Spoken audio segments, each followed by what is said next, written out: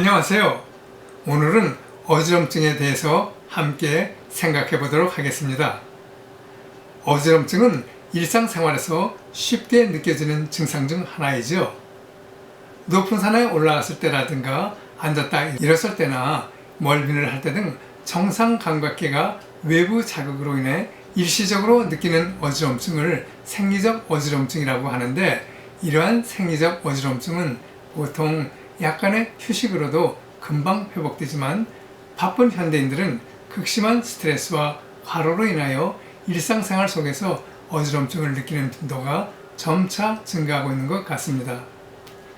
건강보험심사평가원 통계 자료에 따르면 2021년 한 해 어지럼증으로 병원을 찾은 사람은 95만여 명으로 최근 4년간 16% 높은 증가세를 보이고 있다고 하네요.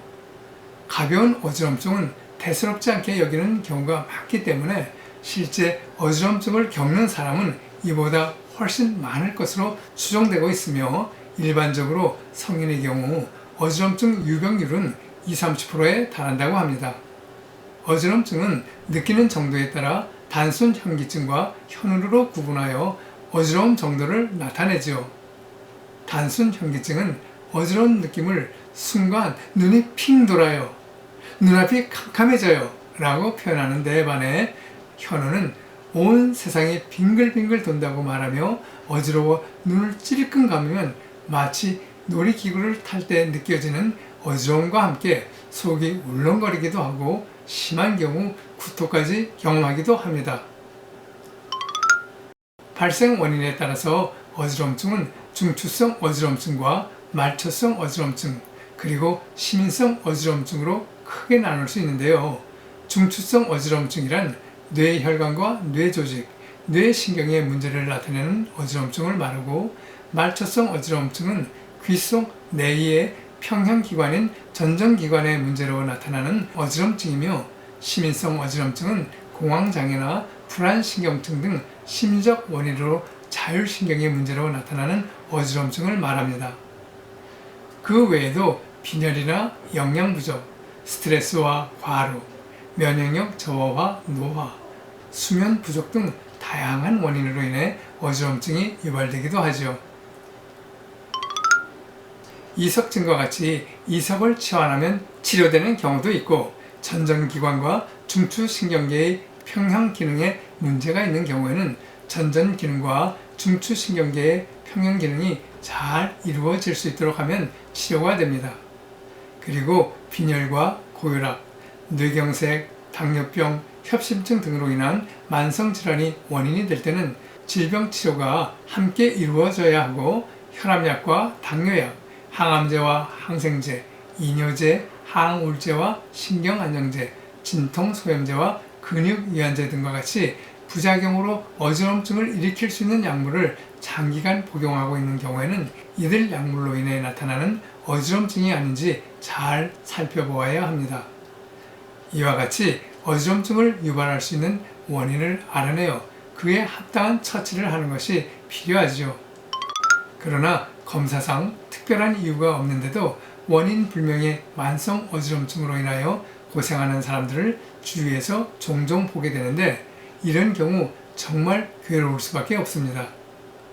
어지럼증과 두통이 함께 나타날 때도 있는데, 이럴 때는 더욱더 괴로움이 더해지게 되겠지요. 이 세상 모든 만물이 생겨날 때는 생길 만한 조건이 갖추어졌을 때 생겨나듯이, 우리 몸에 나타나는 질병이나 증상 역시 생길 만한 조건이 갖추어져야만 생겨나고, 설사 생겨났다고 하더라도 조건이 사라지게 되면 질병과 증상이 사라지게 됩니다. 이러한 관점에서 볼 때 검사상 이상이 없다고 하는 어지럼증은 인체 내 생리대사에 문제가 생겨 몸속에 비정상적으로 체액과 노폐물이 쌓여져 유발된다고 보기 때문에, 이들 비정상적인 체액과 노폐물이 정상적인 대사를 통해 체외로 내보내지게 되면 어지럼증으로부터 자유함을 얻을 수 있게 된다는 사실을 경험하게 됩니다.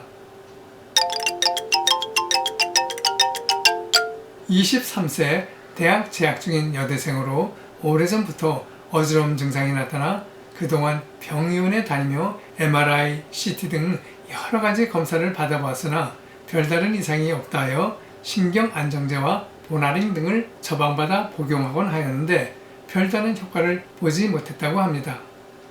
그러던 어느 날 아침 잠에서 깨어나 일어나려던 순간 정신을 잃을 정도로 천정이 빙빙 심하게 도는 것을 느끼면서 쓰러져 침대 모서리에 부딪혔고 성형외과에 가서 찢어진 얼굴 부위를 여러 번을 꿰맨 후 지인의 소개를 받고 찾아와 상담을 드리게 됐다고 하네요. 상세한 상담을 통해 저하된 각 장기들의 기능을 정상화시켜서 서로 간의 유기적인 조화를 이루게 하여 대사 이상으로 인하여 정체되어 있던 체액과 노폐물을 체외로 배출시켜 정상적인 대사 활동을 할 수 있도록 한약과 생체부활요법을 응용하였지요. 그 후 그렇게도 괴롭혀왔던 어지럼증으로부터 자유함을 얻어 편안한 나날을 보낼 수 있게 되었다고 얼굴에 환한 미소를 지으며 고마움을 전하네요.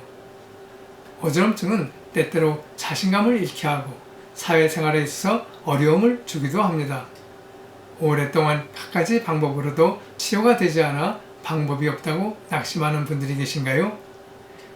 어지럼증 역시 어떻게 치료에 임하느냐에 따라서 더 이상 괴로워할 질환이 아니라는 사실을 경험하게 됩니다. 끝까지 시청해 주셔서 감사합니다.